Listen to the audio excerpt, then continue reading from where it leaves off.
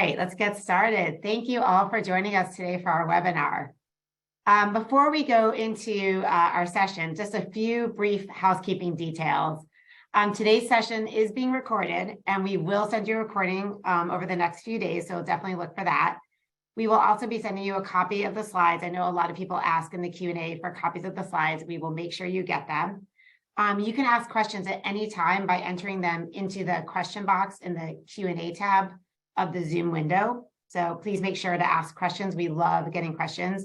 And if you're having trouble seeing the slides at any time during the presentation, first try refreshing your screen. If not, obviously reach out in the chat. Someone from our team will be happy to help. And at the end of the webinar, there will be a survey that will pop up in the window. And if you can share your feedback, it's really, really valuable for us. We want to make sure that we're giving you an ideal experience today and in continued webinars. So we'd love to hear from you. Any thoughts, suggestions, would be fantastic. So thank you for that. And now it is my pleasure to introduce you to John Pereira, CMO at HighSpot. And what I love about John and our partnership is that we really complement each other. When we work with HighSpot, our customers get the best value because our content, our challenger content is embedded in HighSpot, which allows people to have this incredible sales experience with their prospects. So it's really important. You can see even within our HighSpot partnership, that alignment between sales and marketing. And one of that tools that's been so effective is around commercial insights, which is how do you elevate that conversation with your prospects to reframe their needs in a way that assigns value to that point of differentiation. So really excited to talk about commercial insights, sales and marketing alignment. But before we all do that, I'd love to have John do a quick introduction. Hi, Andy. Delight to be with you and delight to be with everybody on the webinar. Good morning, good afternoon, and good evening. I've been with HighSpot for just about 4.5 years. And over that time, we've had a really tight partnership with Challenger, helping companies really unlock growth, drive satisfaction, drive sales and marketing alignment. And so I'm delighted to be with you, Andy, and with everybody on the webinar. Thank you, John. It's our pleasure. So first off, I think it's important that we have a shared definition. We all have different definitions of what does sales and marketing alignment look like. And so before we jump in, let's get a mutual definition on the table because it's really important. And I love, John, how you phrased this in your LinkedIn post just from a few months back. So I'm going to steal it. So you said, for those that it is up on the slide, but sales and marketing alignment is a shared system of strategy, communication, execution, and goals for that enabled sales and marketing to operate as a unified team. Working together, aligned teams can deliver high impact marketing activities, both sales effectiveness, and ultimately grow revenue. So tell us a bit about how you arrived at this definition. Yeah, I've been a marketer for 32 plus years, and I've spent kind of the bulk of my career trying to really think and drive sales and marketing alignment. Probably like if you're in sales, you're thinking about how do we align with marketing better and vice versa. And so we always talked about it, but it was like, well, what is it exactly? And so I did a lot of thinking earlier last year, reflecting on all that experience. And it really came down to sort of the notion, first of all, of a unified team. We have enough competitors outside the walls of our virtual and physical offices. We're literally on one team. We actually all agree with that. But that was very important to the definition for me, was this notion of a unified team. And then within that, there are 4 key components that I draw out. And so one is, does the team have a unified set of goals, which is a single source of truth for what it is we're all going after? Revenue growth, pipeline, et cetera. Sometimes what you'll see is a marketing team's got goals for leads and MQLs, and a sales team's got quotas, et cetera. And they don't map up, and that doesn't work. You got to have one set of goals. The second is a deep alignment and agreement around the strategy to accomplish those goals. Like, are we clear on that for real? And it's a really interesting test to go talk to a sales and marketing leader and say, are you guys agreeing on the exact strategy together? The third one is about execution. And so it's one thing to, if it's football, to agree on what the play is, where this is going to be a pass play, but does the wide receiver go left or right? And are we executing flawlessly and having a system of handoffs, quick fixes and adjustments. And the last one is just communication. And do we have an agreed upon system of communication? So if marketing has something new to say to the entire sales team, is there a way where sales is like, yeah, no, we got it. We're ready to listen, and vice versa. When sellers are talking to customers in the front line, what is the actual system by which they communicate back to marketing, and marketing then implements it? And so that was the genesis of this with 30 years of battle scars. Yes, yes. And I mean, listening and communication that you highlighted, I mean, are so key to this. And I mean, you just mentioned some battle scars, and who doesn't have some? I'm a former CMO as well. And so John and I were talking earlier about some of the most horrible parts of when sales and marketing and alignment don't work. We're obviously going to give you lots of tips on how to get them to work. But, I thought it'd be kind of fun if we shared our battle stories. So John, I'm game if you are. So can you share maybe one of your more, let's say, difficult situations with sales and marketing alignment? Yeah, I'll share 1.5. I love it. Overachieving. The half, by the way, is what's happened. It's not an individual story, it's a constant. And that sort of sales marketing experience constant looks something like this.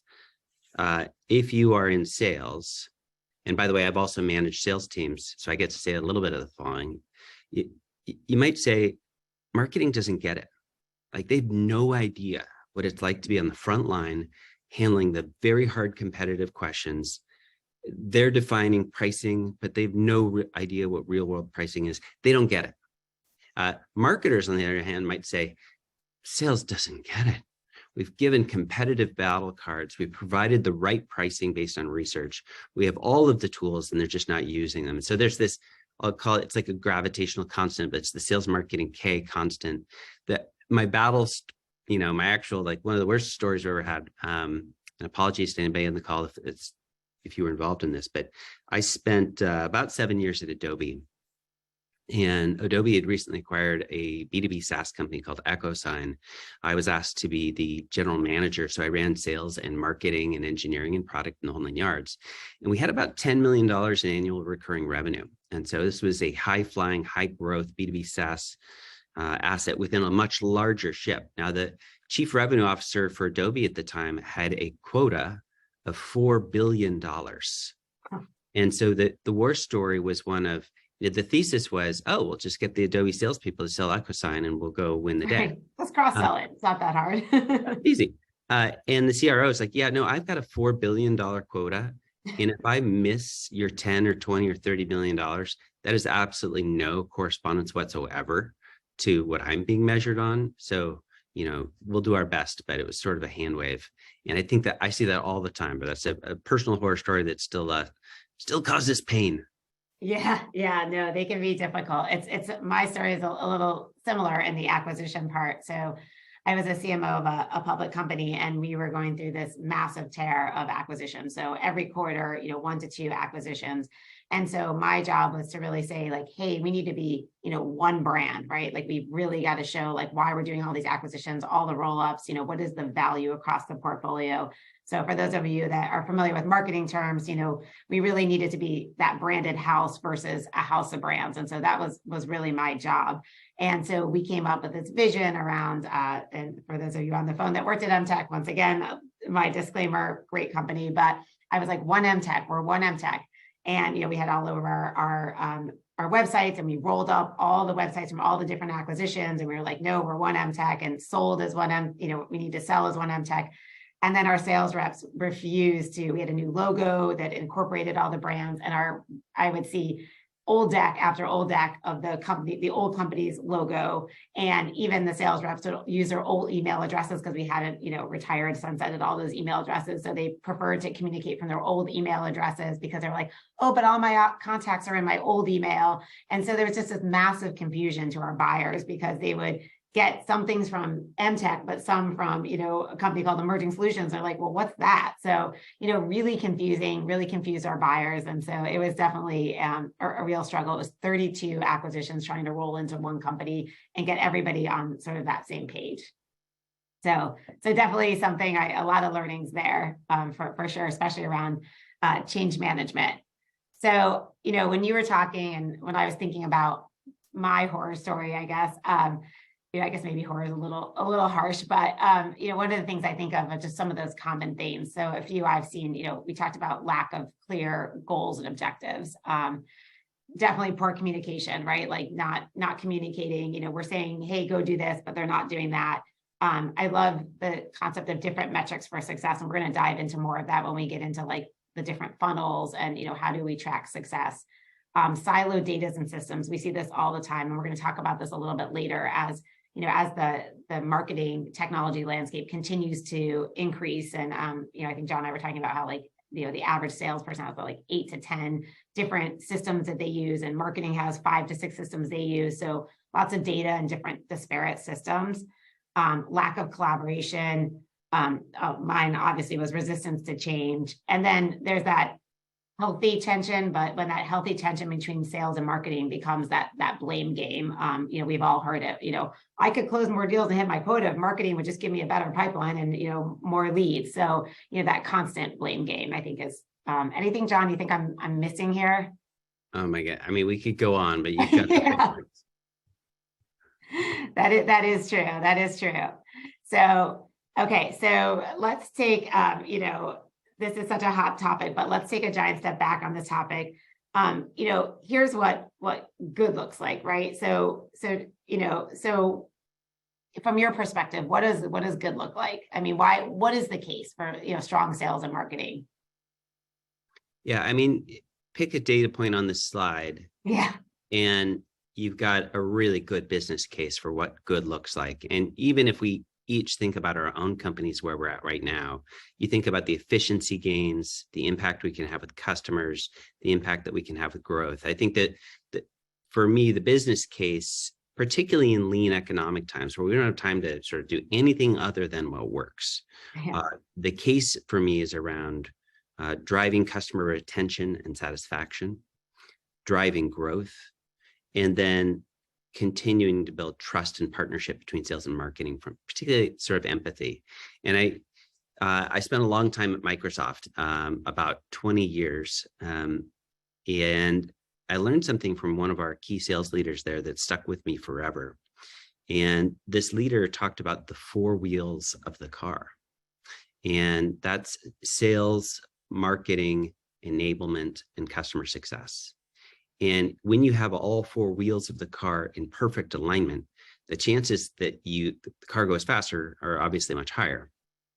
And you've got one of those wheels just 3 or 4 degrees off, the car slows down. And we are all in a pit stop race, a Formula One race competitively. We cannot afford the slightest degree of misalignment.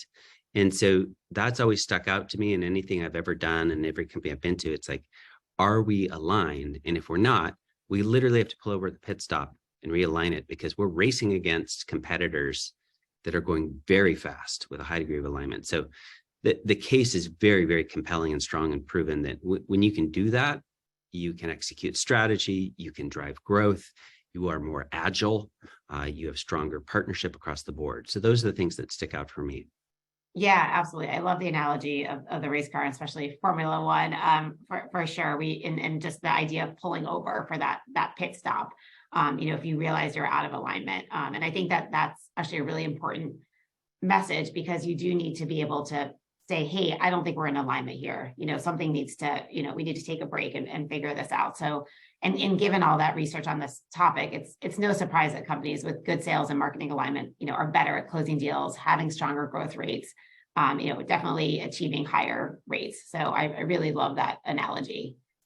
So one of the things that I know, we talked about alignment, right? And one of the things that I get asked a lot, and, actually LinkedIn just said that this is the, it's not really surprising, but the CRO is the fastest growing job title over the past 5 years. And I think that is really why there's so many chief revenue officers out there, because if you imagine, right, marketing, sales, customer success, we're all sort of driving towards that revenue goal. So, you talked about having a shared goal, share vision. And if you have one person who's accountable for that shared goal, that shared vision, the thought was, well, if you have a chief revenue officer, that aligns, easily marketing and sales, because they already report to the same person. However, a lot of people say, well, what's the right size for an organization to have a CRO? Because, at some point, it's a lot for someone to manage. It's a massive span of control if you're a global organization. So then we're seeing sort of the rise of like more field operations, GMs, presidents of divisions. And so I do think it's getting a little bit complicated on those titles. I mean, John, what's your perspective on sort of the rise of the chief revenue officer and what is maybe the ideal situation? Yeah, good question. And I don't think there's a silver bullet right answer to this one because it's one of those where it kind of depends. Yeah. One of the things it depends on is the role of the CEO. Mm-hmm. And where public companies, private companies, wherever you are on your sort of growth journey, where's the board want the CEO to spend her or his time? And often what happens is, the CEO is the original salesperson. And Yeah, so always. the CEO, they run marketing, they run sales, they run product and engineering, they run customer success. Founders are quite extraordinary people when companies are very, very small. And as you get to 1,000 people, 2,000 people, 200 million, 300 million, where do we want that CEO to spend her or his time? That becomes an interesting turning point for maybe it's time to have a president of field operations or a CRO to come in and say, hey, look, I'm going to look after go-to-market and the revenue team soup to nuts, from marketing and sales to post-sales customer success, account management. We need one integrated system for us to get from maybe $500 million to $2 billion, or from 10 billion to 20 billion. And we need the CEO to focus on strategy or product or these other areas. That's at least one of the ways that I've seen it. And I think it sort of depends, but what's very clear is like having somebody accountable to helping all these teams align with each other is more and more an imperative that we see all the time. Yeah, no, I would completely agree. And I do think, even to add to your point about the role of the CEO, as we start to see more tech companies and, especially early stage startups, we see a lot of tech companies, our founders are, more on the tech side. So they don't come from a sales organization. One of the questions I always ask, when we go into different companies and assess their culture around sales, do you have a sales culture, a tech culture, a product culture? So I do think that's such a great indication of whether, chief revenue officer might be right. Because if you have a founder or a CEO who's very sales driven, then maybe you don't necessarily need that role. But if you have a founder or a CEO who's more technology product driven, it can definitely make a difference. So I think that's a really good call out. So now we would love to hear from you all on the webinar. So we have a polling question for you. In which area of your sales and marketing alignment does your organization struggle with the most? So I see different metrics for success coming through.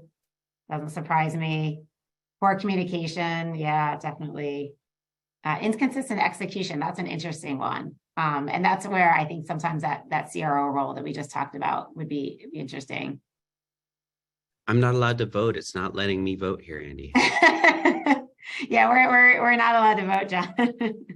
But that inconsistent execution one, by the way, I hear a lot, which is like, for any company that wants to drive sales productivity, you have to drive change in the behavior of all of our sales team, which is like really super hard. And that comes down to consistent execution. So we often hear the symptom of inconsistent execution. Maybe the top 5 or 10% of your reps are killing it, but the middle 60 or 70% aren't doing discovery or multi-threading in the same way. So that one certainly resonates from what we hear. Yeah, and there's a few people putting some in the chat too, which are interesting as well, around communication and execution. All right, so it looks like our poll ended, and so it looks like the clear winner. Well, there wasn't really a clear winner on this one, but inconsistent execution, as John mentioned, and then for the close second, lack of collaboration on messaging and positioning, which, ironically, that's what we're going to talk about in a little bit. So I think that those two are certainly key to this. So thank you all for sharing. Very high correlation between those two, and we'll talk a lot about that. Yeah, for sure.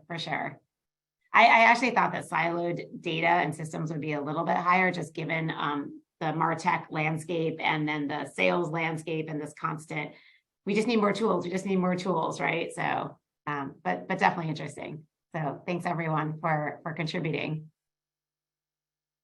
Yeah, Andy, you'd asked me, based on sort of some of the things we're learning and seeing here at HighSpot and the work that we're doing with CROs and CMOs and teams on all of this, what does good look like, and what are some keys? What are some unlocks, and just some insights that the work that we've done together with Challenger too.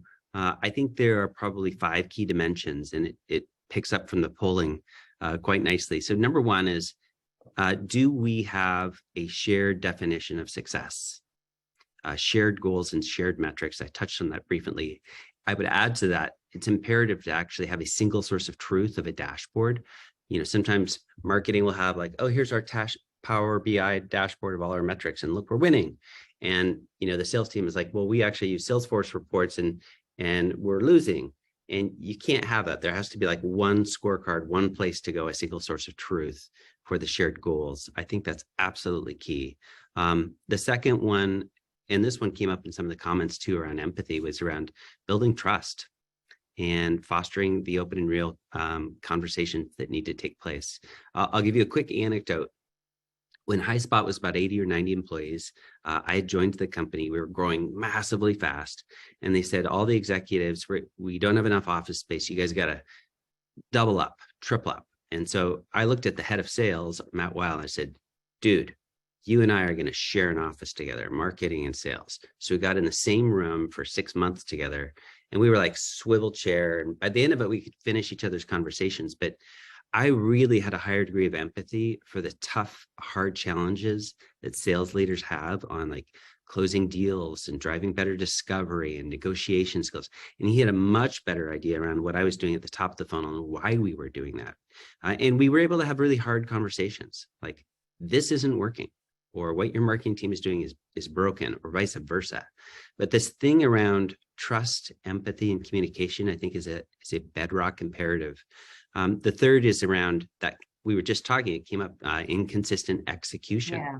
Do we know what good looks like? And do we have a system to scale it? Do we have a system to actually enforce it and coach it so that managers of salespeople are coaching on what good looks like? Number 4, nothing stays the same. It's COVID or it's a war or it's a supply chain problem or interest rates. Like this is the most dynamic period of my career. And so what's our system to realign with each other regularly, quickly, and then roll things out fast, because we have to be agile now. And then the last one I'll just call out is having a shared narrative. It's one thing for, what we see a lot of times is like, this massive gulf between like the CEO vision, the TED talk, compelling, mastery, and then marketing kind of has a narrative, and they create sort of a deck around that, all the way down to what are our sales reps pitching every day in the first call, the second call, the third call. And the wider the delta and the gap, the less impact that we're having together. And so developing a shared narrative, I would just call it as really key. And that's something that Challenger and HighSpot worked on a lot together rolling out. Maybe we'll go forward a slide and sort of double click on that. Yeah, I mean, absolutely. I think that the shared narrative is so important. And I gave my battle story of not having a shared narrative between marketing and sales. And I do think it is something that we really need to dive into, and not just having a shared narrative, but what is an effective, shared narrative. So we're going to jump into, creating that shared narrative, and how do you create one that isn't just like, oh yeah, we threw it on a piece of paper, but it really doesn't, create a lot of value or insights for an organization. So I think, before we jump into that, really understanding kind of the sort of the old funnel, how we think about sales and marketing alignment, and sort of the new way. So Johnny, I'd love for you to comment on just kind of where you've seen in your career how that marketing sales funnel has changed and shifted. Yeah, I think that what we have seen predominantly for decades are sort of 2 types of things. One is marketing develops the message and hands it off to sales. It says, okay, there's the message, have fun, go run with it, go execute. And then even if you think about this visual as sort of the funnel, the classic funnel, it conveys a notion that marketing is at the top of the funnel, and that there's a very hard handoff between maybe a marketing lead or an MQL over to a salesperson, say, here's an SQL and go run with it. And it's a very incomplete model and picture for what I see happening in the real world today in terms of the customer lifecycle journey. And so if we go to the next slide, so much more of like the new way of doing things, I think we would agree is that, first of all, we're talking about a journey, pre-sales to post-sales.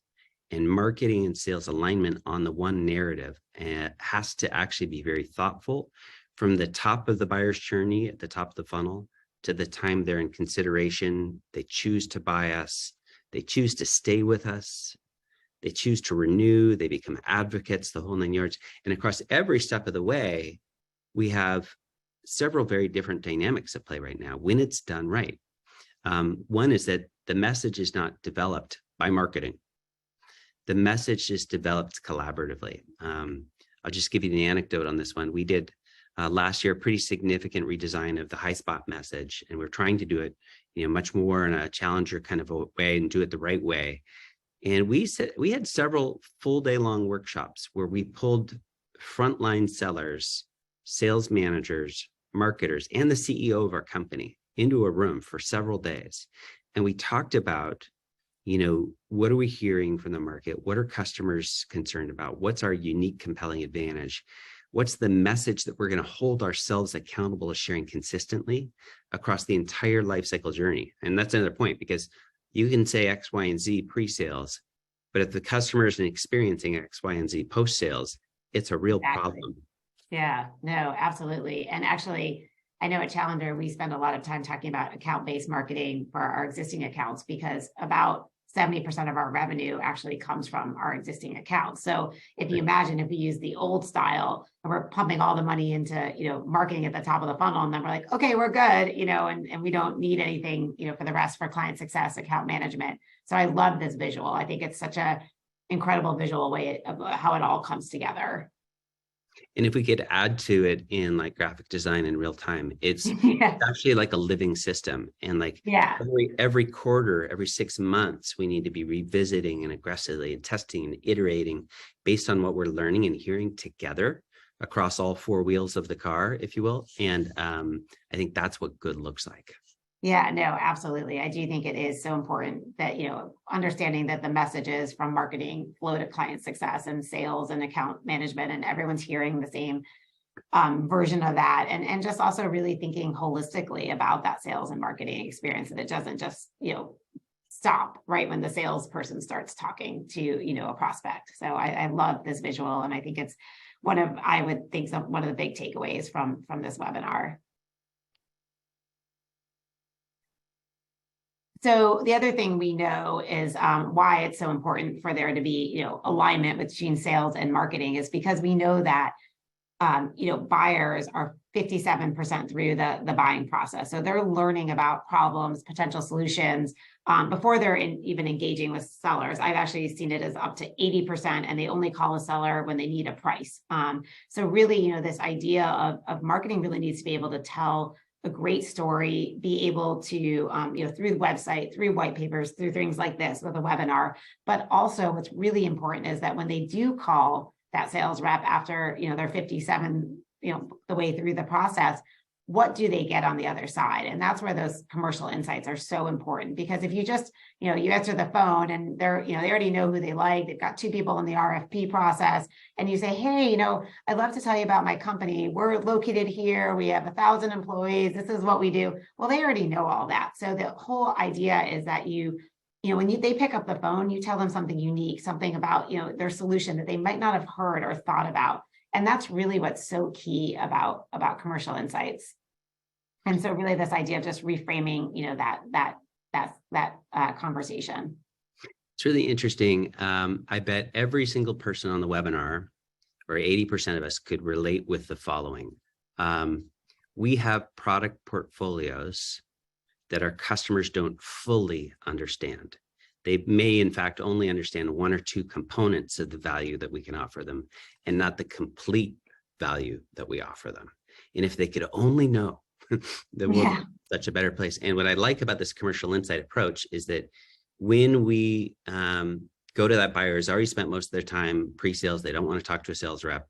When we can have a very consultative talk with them and introduce them to a new way of thinking, a new pain that applies to that other part of our portfolio, that's actually where we can create a huge win-win-win for the buyer, for the vendor, et cetera. Yeah, no, absolutely. And actually a challenger, we do, teach an 8-hour workshop. Obviously we're not going to keep you on this webinar for 8 hours. So, like I said, we're really only, scratching the surface here. But at a high level, what a commercial insight does and development looks like, is really identifying those outcomes that the customer cares about, understanding what those differentiators are in their world, and conducting additional research so that, they know that the cost of not taking action. So we talk about COI versus ROI. So the cost of inaction versus the return on investment. So really what we're trying to do is get them out of that status quo. And by saying, like, here's something you might not thought about. If you don't do this, this is what will happen. And so we try not to make it, like scary. And, we do use a term called emotional drowning. But the idea is that we're just trying to say, like, hey, if you do nothing, and especially when you're in, the type of economy and environment that we're in, these are, the real outcomes of what could happen to your business.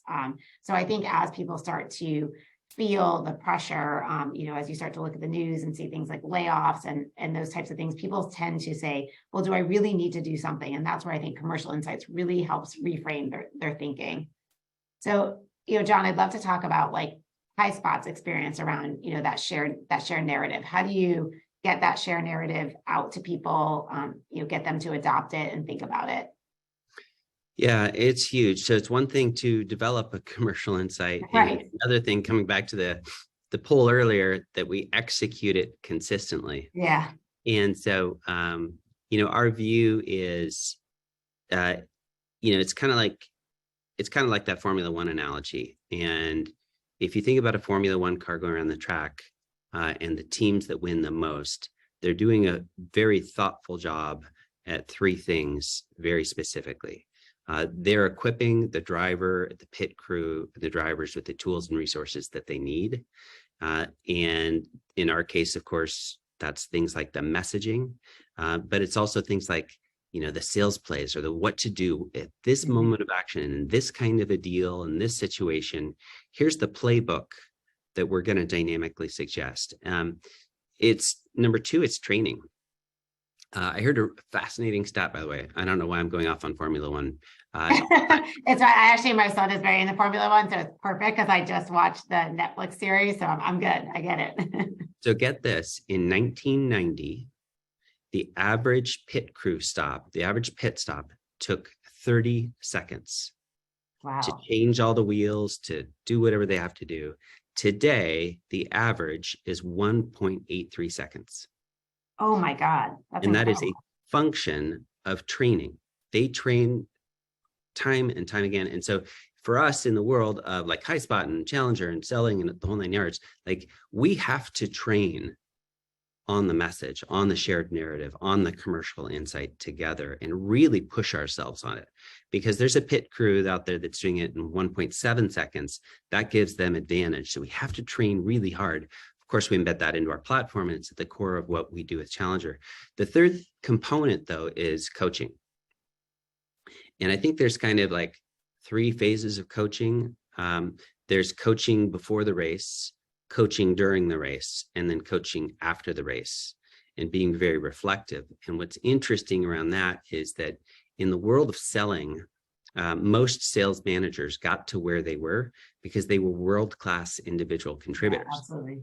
They may not be world-class coaches. And so we have to think through from HighSpot perspective, how do we build software and platforms and technology that help coaches learn how to be better coaches?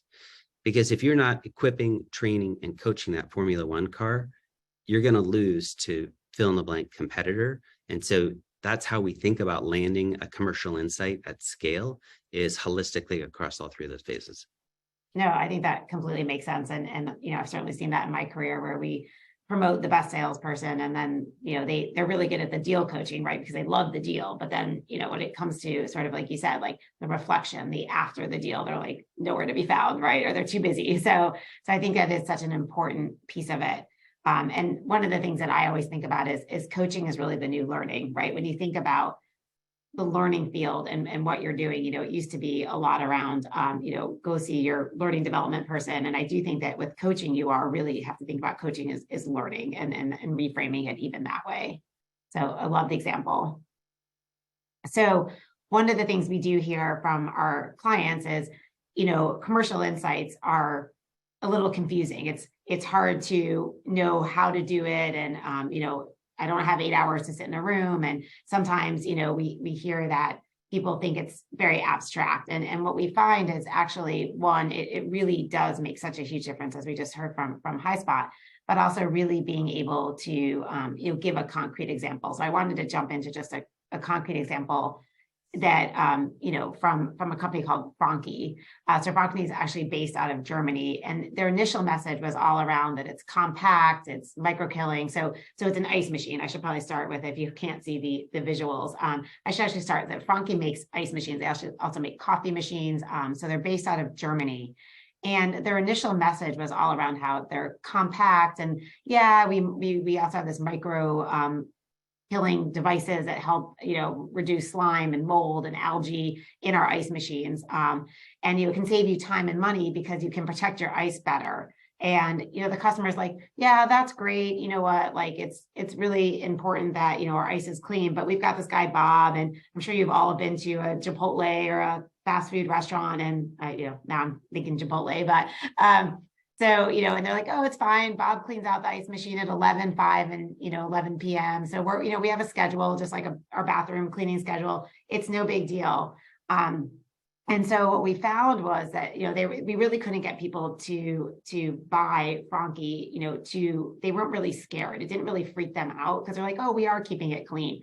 And then the reframe was really all around that data, right? Like looking at, what would happen if you didn't clean your ice machine, and this idea that this bacteria and what happens with listeria, and 33% of, getting of ice machines actually exceeds the EPA limit around, bacteria in their ice. And then you combine that with things like, what's happening at different fast food restaurants around listeria, and you find that, a lot of ice machines aren't clean. And so you start to sort of create this message. Once again, it's not supposed to be entirely around fear, but this idea of like, you could get yourself in a lot of trouble if your ice machine is not clean. And that could be this whole, this could be detrimental to a company like McDonald's.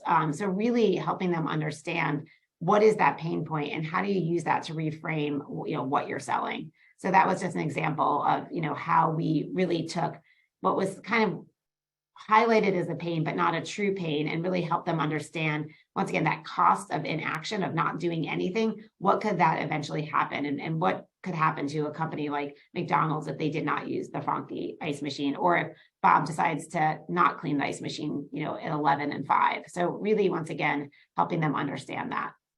What I like about that too, Andy, is that, maybe the customer did a lot of research on the web, and the problem statement in their head was, we need cheap ice machines. But through this methodology and approach, they're thinking, oh, I actually need an ice machine that produces safe, effective ice machines that lowers the risk of liability for our company. And now you're having a much more expansive discussion with the customer on what they need to buy from the vendor, and not just a narrow niche commoditized piece. Right. Exactly. I love that. So we talked a lot about, what you need to do in commercial insights and alignment. And now the question is, but how do you build that repeatable process? As we know, skills atrophy, you constantly have to be rethinking. Earlier on, John, you talked about dynamic, the dynamic workplace and things changing and shifting. So, how do you create that repeatable process?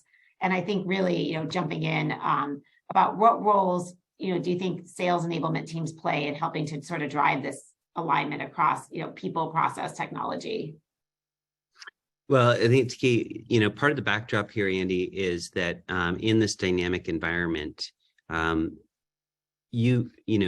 companies have today something like 35% of their reps churn annually. And in a dynamic competitive environment, we need to be adjusting and be agile with the message. So we have existing reps that liked selling the old way. To your earlier Yeah. horror story, they like, no, I'm going to use my old company logo, and that's how I sell. You've got a bunch of new people coming in, and you have a competitive environment where you need to be very agile. And I think for many companies, sales enablement plays the critical role, is the glue that pulls it all together. And so it is thinking really carefully about sort of three key areas. One, do we have the right coaches? Are they in place? Or do we have the right system of alignment? Do we have the degree of empathy that we need to? Sales enablement plays this huge job, by the way, of air traffic control. Sales is asking me for all this. Marketing is asking me for all of this. They have to really, you can't land all those planes on 3 runways at once. And so they're really thinking through roles, how to enable people, how to enable managers and leaders very effectively, and how to do that air traffic control. The next one just is, what is our system of alignment that I spoke about earlier? I can just tell you personally at HighSpot, with our sales enablement leader, fantastic leader, Kelly Lewis, every quarter she'll sit down with all of the go-to-market leaders, and we have a very deep talk about what's happening in the market, what are we hearing from reps, what's happening with consistent performance, what's new down the pipe competitively or new in our portfolio that we want to push, and do we have a process for all of us to agree and adjust the narrative technology together. And we find, by the way, not surprisingly, as a tech company, technology is a massive unlock for all of this.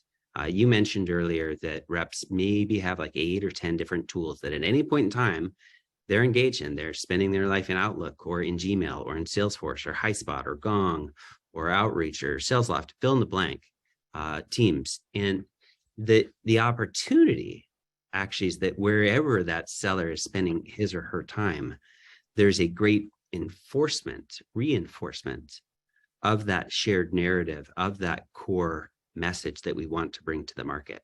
And so when you get people, process, and technology done correctly, you can actually create a system for a very dynamic, agile, company that's on its front foot more frequently, more often, even as reps churn and new competitive things happen. And so we're just, bringing to life that narrative into each of these three in ways that I think can be pretty compelling. Yeah, absolutely. And, I think that people complain a lot about all the different tech and the tech infrastructure and, how do I know which tools to use when and all of that. But I do think, to your point, making sure that every piece of tech is aligned to the people and the processes that they support is a really good way to filter through, like, what technology do I really need versus what is a nice to have versus a need to have. Because I do think we hear that a lot from, our clients at Challenger, is like, there's so much tech out there. How do I even decide what makes sense? So I think that's a really good point around that. And that is sort of, kind of getting into avoiding pitfalls, right? A common question we get all the time is, once you have an insider message, how do you know that sellers are actually using it in their conversations? Obviously you have conversation intelligence like Gong or Chorus, but like, how do you know that people are really, using it to make a huge difference in how they're selling? And if they're not, how do you coach them to really see the value in that? Well, I certainly think inspection is a very big deal. Well, let me back up a second. I love this notion of equip, train, and coach. It's applicable no matter where we are. Every single sports team, every high-performing selling team has a system of equipping, training, and coaching on the core message. And it's an interesting test for each of us on the call to sort of say, okay, well, across our sales enablement, sales and marketing, how do we equip, train, and coach? And then interestingly, I mentioned inspection. Do we have a system of analytics that helps us understand at every point in the time, are we equipping them the right way? Are we training them the right way? Are we coaching the right way? So I think at a meta level, that's an interesting model to follow. Yeah. Being pretty aggressive about, I heard another leader say, as leaders, what's really interesting is what you choose to celebrate, and being very thoughtful and choiceful about that. And so if it's an all hands or that all sales meeting or the whatever it is, are we holding up the rep or the win or the activity that's demonstrating the new narrative, the new message more frequently? That person may not be the person doing 120% going to President's Club. it's the person that's actually aligning to the message of the company that we're really trying to push. And so just being thoughtful about what we celebrate together is another really interesting one. I'll give one more thought on this one. We count on coaches to be great coaches when it comes to systems of enablement and modern and driving a shared narrative. What tends to happen 9 times out of 10 is we go train all of the reps and we say, go be successful. And we didn't train the managers, Right. nor did we train them to be great coaches on the thing. And so at HighSpot, one of the things that we really push is like, if you're rolling out a thing, I don't care what it is, a new message, a new narrative, a new product launch, start with frontline managers. They have to be able to give the pitch. They have to be the experts. Train them 2 to 4 weeks before you train the front line, so that they can be the great coaches to the front line. That's the most important, part of any sales organization, I think, is our frontline managers. They're driving and inspecting and coaching the way we want to and need to. But the pitfalls are all of the above. You miss one of those steps, and you're out of lockstep, or you've got a team that's gone rogue. We have a lot of people hitting quota at many of our companies. We probably all agree with the following too. Person X is one of our top 5 salespeople, full stop. And they make all of their quota all of the time selling the old thing. Yep, all the but time. Your company has acquired 4 or 5 new products and you've expanded your product line, but they're out there reinforcing with some of the largest, most important logos in the world, the old thing. Yeah. And so we're really careful about how do we help these superb performers broaden their portfolio and how and what they sell. So a few thoughts on that one. Yeah, and I completely agree with you. At Challenger, we make sure that we train the managers first before we train the front line, and that really does help with that buy-in process, right? That adoption, that change management, because they've already gone through it. They understand the why. And I completely agree with you. We obviously in Challenger in the book call them the lone wolves, right? The people who just go and do their own thing, and yet they still seem to perform. But then we think, well, how much better could they perform, and how much even, they could even raise the bar higher if they actually, followed some of this and it did sell some of the newer things. And so to your point, it is just this kind of like push and pull mentality around coaching. So yeah, we definitely see that quite a bit. And just to backtrack a little bit on what you celebrate. I think that is such a key part of coaching, is really just celebrating those wins and those behaviors. I recently spoke at one of our clients' sales kickoffs, and one of the things that we really focused on was, to your point, not the people that were blowing their quotas out of the water necessarily, but the people who were really embracing kind of the new approach, the new commercial insights, and just some of the incredible traction they were getting. And one of them was, really the biggest naysayer of all of it, was like, I've been doing this for 25 years in med device. I don't need this. And then all of a sudden he had this aha moment, and, just really having him talk about like, wow, like I was sort of going about this all wrong. I was successful, but now I'm even more successful. So it is really interesting when you have sellers who are good, but it's like the whole good to great piece. Totally. So no, I think that's such an important piece. And so, John, I loved these 3 key points as we wrap up, as you highlighted these in our prep session, and I think they do a great job of just summarizing the takeaways for us today. This time has gone so quickly, but I do want to make sure we give everyone some key takeaways. So, John, take it home. Have a system like that pit crew in the Formula One, and that's about operational rigor.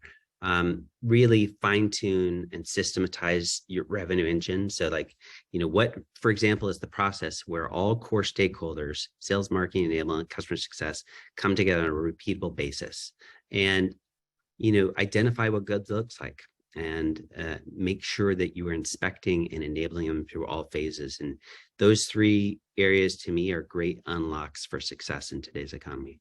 Yeah, I couldn't agree more. And, just really making sure that you have those joint metrics being held by both sales and marketing, I think is so key. We use a dashboard out of Salesforce, and it really is, it's so important that we're aligned on what we're measuring. And a real quick example of that is we used to measure the first sales interaction. So we would say, our marketing team's doing great because they're getting all these first sales interactions, but actually those first sales interactions, a lot of them weren't converting down the funnel. So it doesn't really matter. So marketing's getting us all these meetings, but they're not with the right people and they're not the right buyer. So really making sure that sales and marketing are aligned on what does success look like, and, making sure that things go, completely down the funnel when marketing is excited about a lead or an opportunity. So, one other quick thing, on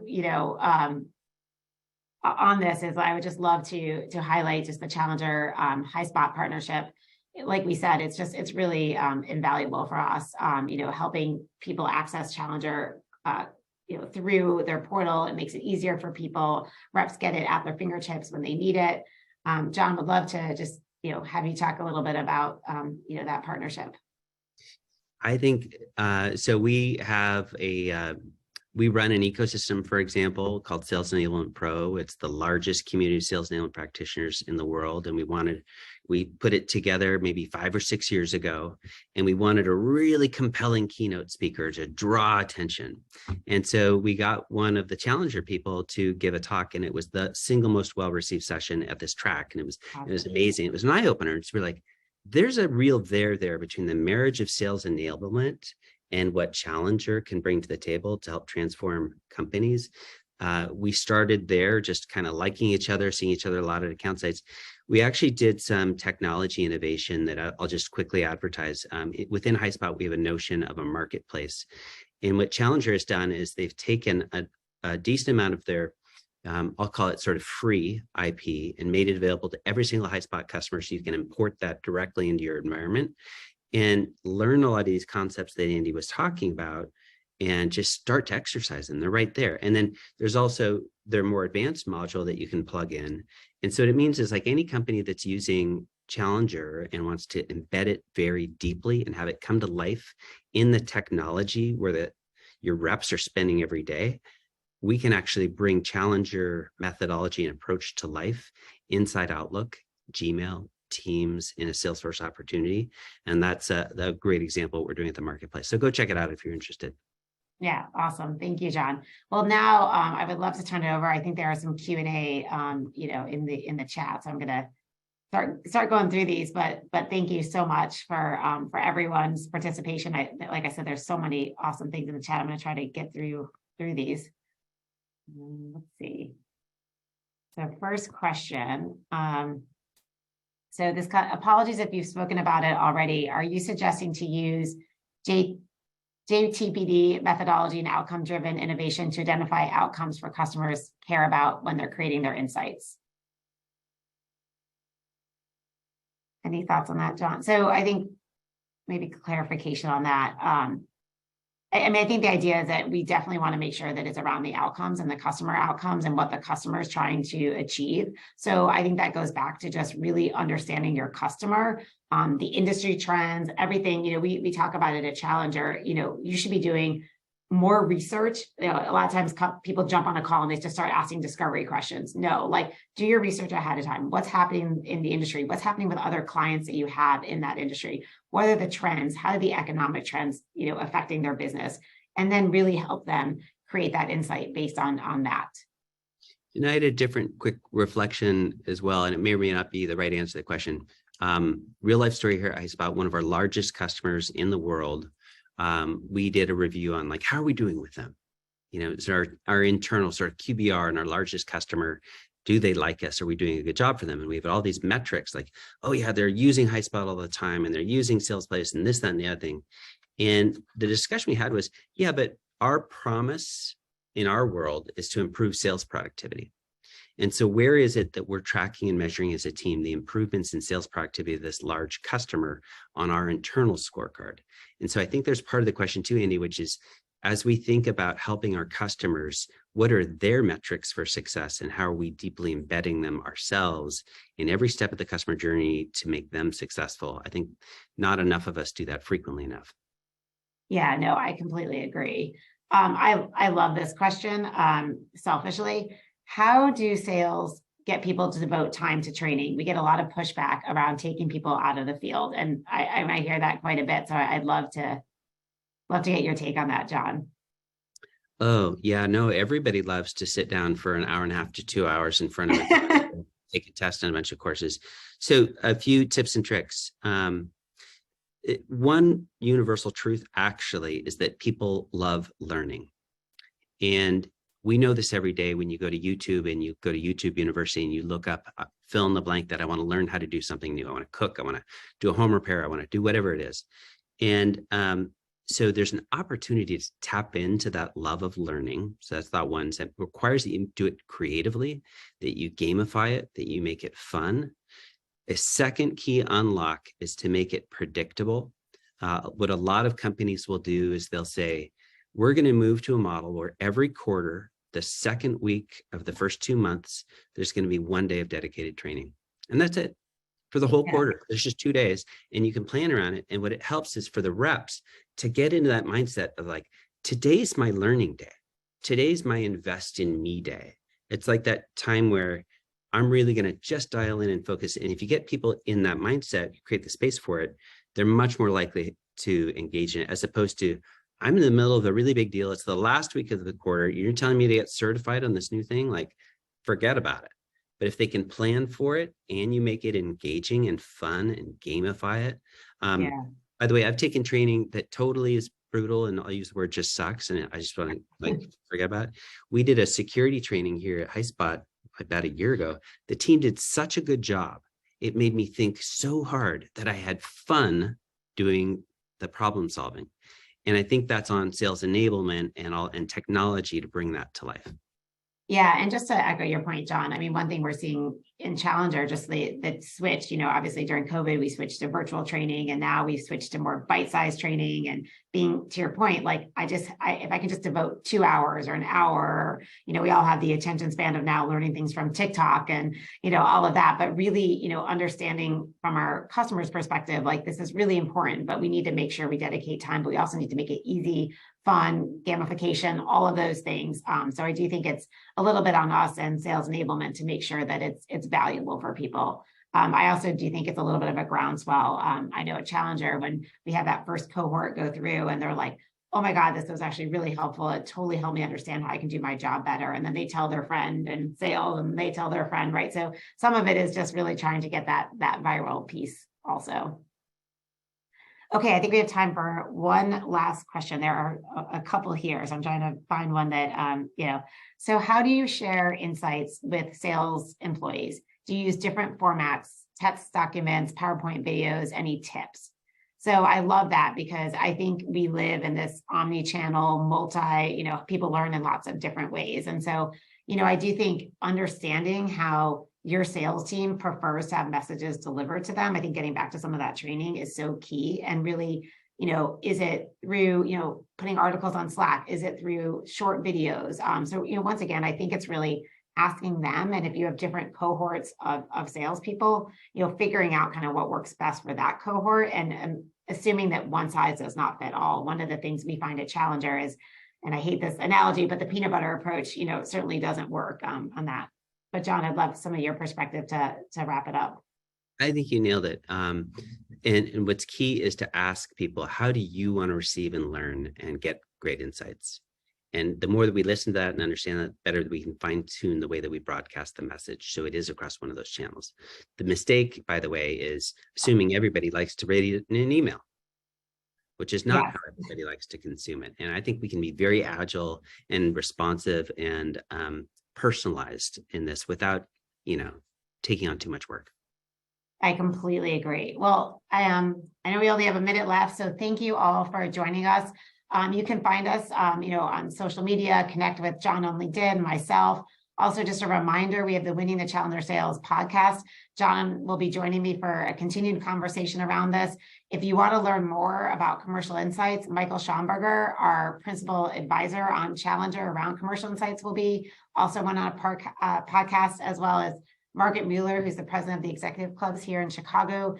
Amazing individual. So, lots of good things coming up. We also have a webinar with Sprout Social, one of our clients, in April, and they're really going to talk about social selling, which is another huge area, which also combines, marketing and sales. So thank you so much for everyone for joining us, and have a great evening, afternoon, morning, wherever you might be located. Thanks, everybody. Thank you, Andy. Thanks, John.